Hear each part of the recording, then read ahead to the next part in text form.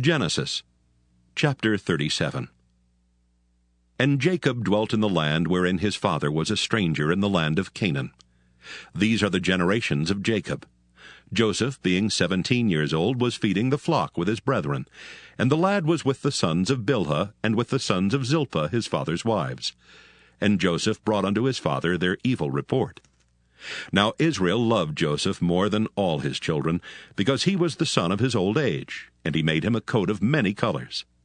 And when his brethren saw that their father loved him more than all his brethren, they hated him, and could not speak peaceably unto him. And Joseph dreamed a dream, and he told it his brethren, and they hated him yet the more. And he said unto them, Hear, I pray you, this dream which I have dreamed. For behold, we were binding sheaves in the field, and lo, my sheaf arose and also stood upright. And behold, your sheaves stood round about and made obeisance to my sheaf. And his brethren said to him, Shalt thou indeed reign over us, or shalt thou indeed have dominion over us? And they hated him yet the more for his dreams and for his words. And he dreamed yet another dream, and told it his brethren, and said, Behold, I have dreamed a dream more. And behold, the sun and the moon and the 11 stars made obeisance to me. And he told it to his father and to his brethren. And his father rebuked him, and said unto him, What is this dream that thou hast dreamed? Shall I and thy mother and thy brethren indeed come to bow down ourselves to thee to the earth? And his brethren envied him, but his father observed the saying. And his brethren went to feed their father's flock in Shechem. And Israel said unto Joseph, Do not thy brethren feed the flock in Shechem? Come, and I will send thee unto them. And he said to him, Here am I.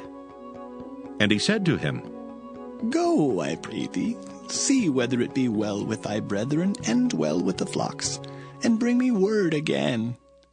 So he sent him out of the vale of Hebron, and he came to Shechem. And a certain man found him, and behold, he was wandering in the field. And the man asked him, saying, What seekest thou? And he said, I seek my brethren. Tell me, I pray thee, where they feed their flocks. And the man said, They are departed hence, for I heard them say, Let us go to Dothan. And Joseph went after his brethren, and found them in Dothan. And when they saw him afar off, even before he came near unto them, they conspired against him to slay him. And they said one to another, Behold, this dreamer cometh. Come now, therefore, and let us slay him, and cast him into some pit. And we will say, Some evil beast hath devoured him. And we shall see what will become of his dreams. And Reuben heard it, and he delivered him out of their hands, and said, Let us not kill him. And Reuben said unto them, Shed no blood, but cast him into this pit that is in the wilderness, and lay no hand upon him. that he might rid him out of their hands, to deliver him to his father again. And it came to pass, when Joseph was come unto his brethren, that they stripped Joseph out of his coat of many colors that was on him. And they took him and cast him into a pit, and the pit was empty, there was no water in it. And they sat down to eat bread, and they lifted up their eyes and looked, and behold, a company of Ishmaelites came from Gilead with their camels, bearing spicery and balm and myrrh, going to carry it down to Egypt. And Judah said unto his brethren, What profit is it if we slay our brother and conceal his blood? Come, and let us sell him to the Ishmaelites, and let not our hand be upon him, for he is our brother and our flesh. And his brethren were content. Then there passed by Midianites merchantmen, and they drew and lifted up Joseph out of the pit, and sold Joseph to the Ishmaelites for 20 pieces of silver, and they brought Joseph into Egypt. And Reuben returned unto the pit, and behold, Joseph was not in the pit, and he rent his clothes. And he returned unto his brethren, and said, The child is not, and I, whither shall I go? And they took Joseph's coat, and killed a kid of the goats, and dipped the coat in the blood. And they sent the coat of many colors, and they brought it to their father, and said, This have we found.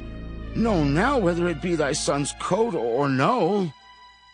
And he knew it, and said, It is my son's coat.